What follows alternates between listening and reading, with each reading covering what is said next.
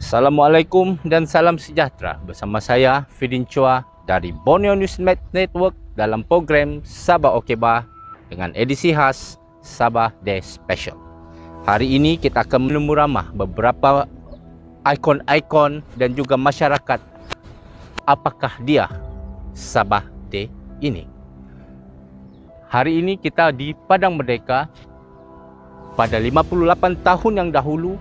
Di sinilah Sir William Good telah mengisytiharkan bahawa Sabah adalah sebuah kerajaan yang memerintah sendiri dan secara langsung Sabah sebuah negeri yang merdeka.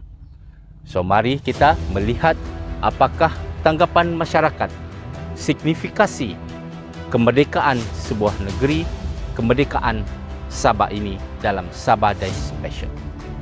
Jom. Pada 31 hari bulan Ogos 1963, Sabah mencapai self-government. Self-government di Sabah untuk orang Sabah ini tidak lagi di bawah jajahan British. Sabah Day adalah hari kemerdekaan Sabah pada 31 hari bulan Ogos tahun 63. Orang Malaysia pada saat ini akan merayakan, kalau tidak silap saya, dua perayaan. Sekali serentak, yaitulah Malaysia Day yang jatuh pada 31 Ogos dan juga Sabah Day. 31 Ogos ini dikenali sebagai Sabah Day walaupun dia bersamaan dengan 31 Ogos di Semenanjung Malaysia sebagai Malaya Day kita panggil, sebab dia merdeka 31 Ogos 1957. Kenyataan ini fakta dalam sejarah. Tanpa kejadian itu yang telah berlaku pada 31 hari bulan Ogos tahun 63, sejarah penubuhan Malaysia tidak lengkap. Kita telah mengadakan beberapa sambutan hari Sabah Day ini secara kecil-kecilan. Usaha kita sendiri, perbelanjaan kita sendiri. Tahun 2015 ada satu Sabah Day di Kundasan. Itulah yang besar, di mana ramai yang daripada aktivis-aktivis. We are talking about Sabah Day, kan? Yes, tu. Tidak ada sambutan kita kecuali kita sendiri yang buat. Kerajaan tidak terlibat langsung. Maka itulah orang tidak begitu banyak. Di Kundasan itu mungkin ada sekitar 1.000 orang. Yang saya maksudkan ini, kalau boleh kita rangkumkan seluruh pelosok negeri Sabah ini, merayakan ini, itu yang sebaik-baiknya. Ketika Governor yang akhir sekali, William Good, meninggalkan Sabah pada tanggal 30 hari bulan. Saya masih ingat pada ketika itu pembentukan kabinet Sabah yang asal. Tun Fuad Stephen, Dato' Haris Saleh, Tun Syed Kurwak, Dato' Pantek Sung, Ko Syek Su dan sebagainya. Kabinet itu bekerja sampailah kepada pilihan raya yang pertama di Sabah, di mana USNO mendapat 14 kursi, APCO mendapat 12 kursi, tidak silap saya, dan SCA mendapat 5 kursi, SCA campur USNO, USNO jadi kerajaan. Itulah mula-mulanya. Jadi perbezaan, pada ketika itu tidak ada perayaan pasca Sabah Day ini. Bila kita tarik bendera, sekarang ini pun, untuk apa itu? Untuk merdeka Malaysia. Kita di Sabah, seperti yang saya katakan awal-awal tadi, merayakan dua perayaan sekaligus. Sabah Day, Merdeka Day. Di Semenanjung tidak ada. Di Sarawak pun tidak ada. Itu saya katakan, kalau bukan kita yang membesarkan perkara ini, siapa lagi? Generasi kita akan datang akan lupa. Nanti ditanya anak-anak yang sekarang masih bersekolah, bila kita merdeka, kosong, mereka tidak tahu. Kita sudah merdeka pada ketika itu. Cuma bentuk kemerdekaannya itu mungkin berlainan. Bukanlah full independence, tapi hanya self-government. Tapi self-government pun, coba bayangkan. Di dalam masa 16 hari itu, kita self-government. Kalau dalam masa itu kita buat keputusan no, we don't want Malaysia, apa jadi? Pada 8 hari bulan 8 tahun 63, sebelum 31 hari bulan Ogos, Majlis Perundangan North Borneo telah sebulat suara membuat satu resolusi mengisytiharkan kemerdekaan Sabah pada 31 hari bulan Ogos tahun 63, sama ada projek Malaysia itu menjadi kenyataan atau tidak pada 31 hari bulan. Ini berarti jikalau Malaysia itu tidak menjadi kenyataan, kita akan terus menjadi sebuah negara yang merdeka tanpa Malaysia. Malaysia menjadi kenyataan pada 16 hari bulan, maka diisytiharkan kedudukan Sabah, status Sabah sebagai negara yang disekutukan dengan Persekutuan Malaya pada hari itu. Jadi sebab itulah pentingnya sejarah ini, tarikh ini diwartakan. Dengan pewartaan itu kita boleh selesaikan 2 atau 3 masalah. Pertama, kita akan hapuskan sama sekali tuntutan Filipina terhadap Sabah. Ini berasaskan kepada Manila Accord, yang mana tuntutan Filipina itu bergantung kepada sama ada Sabah itu merdeka atau tidak.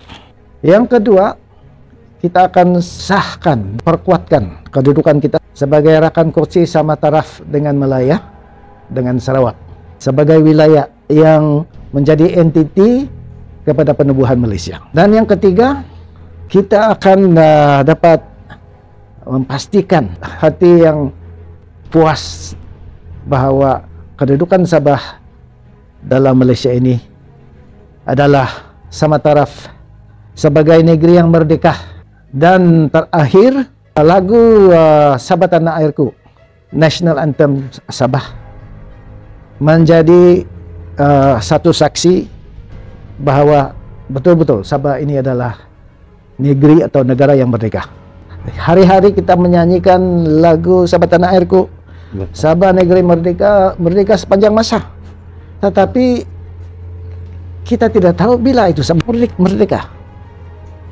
Jadi sebab itu penggazetan ini adalah amat penting sekali. Saya memang amat mengalu-alukan usaha kerajaan negeri pada masa yang terdekat akan menggazetkan 31 hari bulan Ogos sebagai Sabah Day.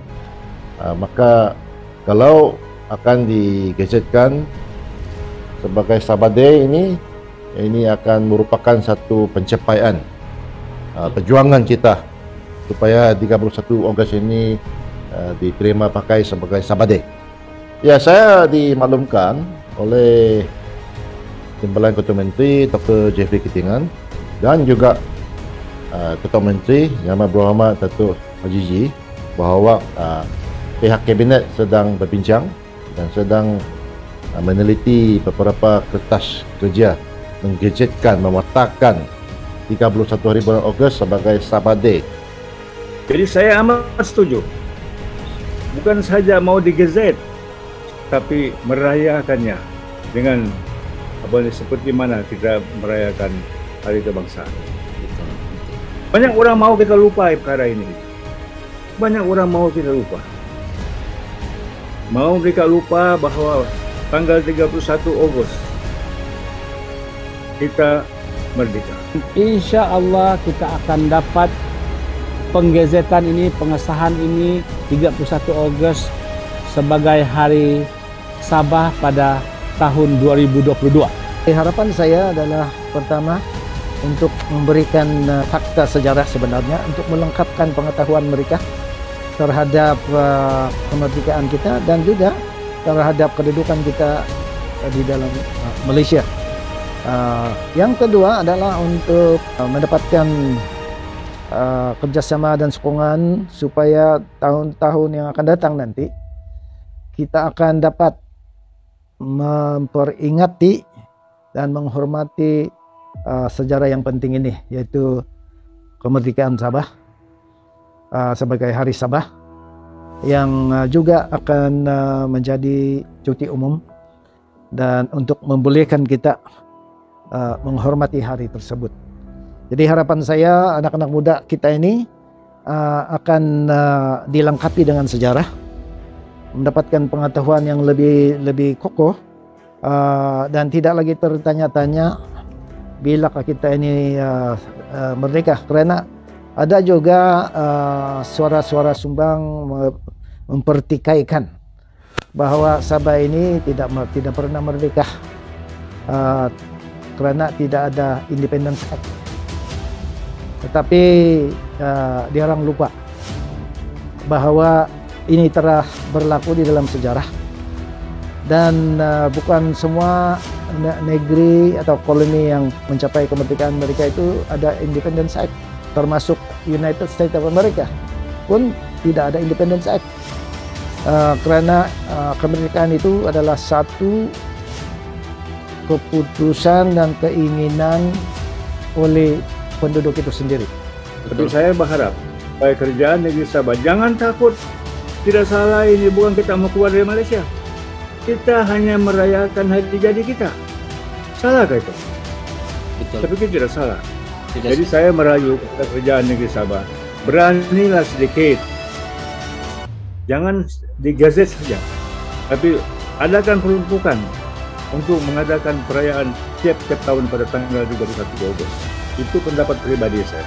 Pemimpin-pemimpin lama kita, Datuk Nur Mansur, Datuk Seri Panglima Dr. Presiden STA, Datuk Yong Tekli sudah memulakan. Sebenarnya mereka ini tidak berjanji untuk dapat menyelesaikannya, tapi sekurang-kurangnya mereka ini dapat menyediakan satu platform untuk kita meneruskan perjuangan itu. Mereka tidak berjanji supaya ini akan dapat diselesaikan dalam tempoh masa sekarang. Tapi sekurang-kurangnya kita nampak jalan yang betul untuk generasi seperti kita ini untuk mendapatkan hak kita kembali. Harus kita menghormati tarik itu sebagai satu tarik yang penting di dalam sejarah negeri kita, Sabah. Jadi harapan saya juga ialah supaya sejarah yang penting ini dapat dimasukkan di dalam buku-buku sejarah untuk diajarkan di dalam teks-teks di dalam sekolah-sekolah. Kita akan dapat memperingati hari itu setiap tahun.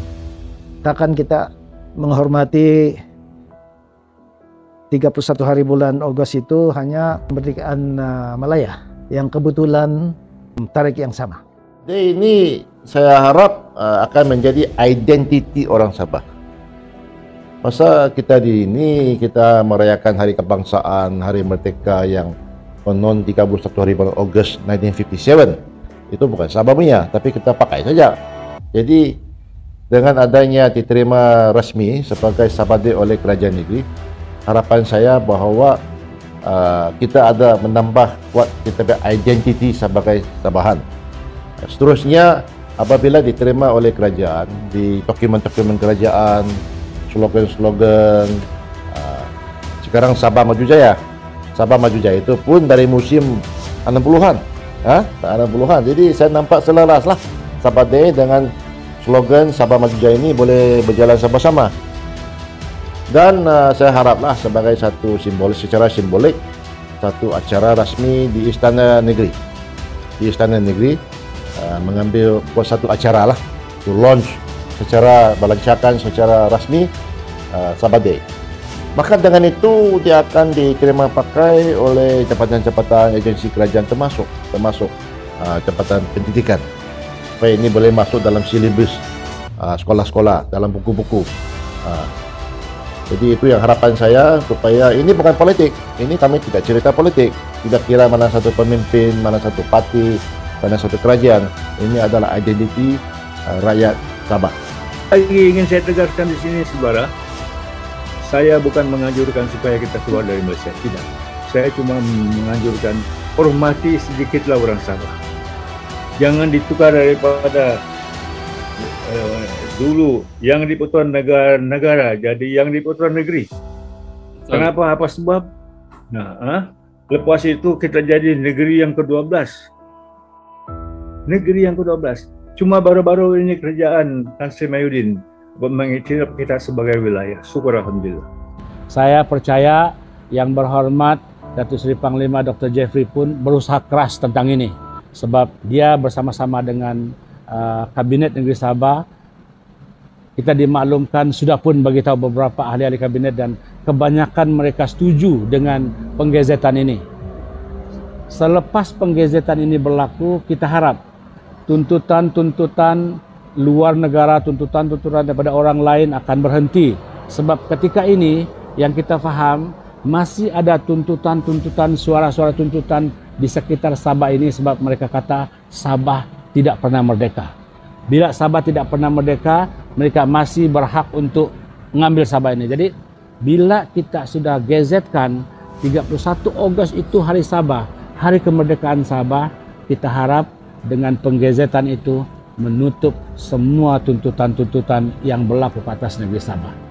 Saya ingat kita mahu generasi akan datang dapat tahu tentang cerita ini dan dapat kita panjangkan tentang cerita ini, betapa usaha-usaha kita untuk mengetengahkan, mencungkil balik apa-apa yang berada di dalam sejarah pembentukan ini supaya jadi panduan kita. Sebab kalau kita tahu kita ini sudah merdeka, kita ada kedaulatan sendiri, maka pada ketika itu wajarlah kita akan menuntut hak-hak sama rata dalam Persekutuan Malaysia. Dan pada ketika itu saya percaya wajarlah kalau kita dapat majukan SMJ, Sabah Maju Jaya. Mudah-mudahan dengan itu kita minta pertolongan daripada Allah agar ini dipermudahkan dan kita dapat mencapai itu. Dan pada 2022 kita harap Hari Sabah kita akan meraihkan di negeri Sabah bersama-sama dengan kawan di Semenanjung. Dia akan meraihkan Hari Semenanjung atau Hari Melaya pada 31 Ogos juga. Terima kasih. Assalamualaikum. Adakah masa depan kita akan terus suram atau esok kita akan terus ceria? Persoalan ini saya serahkan pada anda semua. Kita telah pun mendengar komen-komen dan pendapat daripada segenap masyarakat, termasuklah pemimpin-pemimpin yang ada pada masa ceria untuk kita. Tuan-tuan dan perempuan, 2-3 kucing berlari, manakan sama si kucing berlari. Hari Sabah harus diingati supaya Sabah terus gemilang. Sabah merdeka, Sabah okey.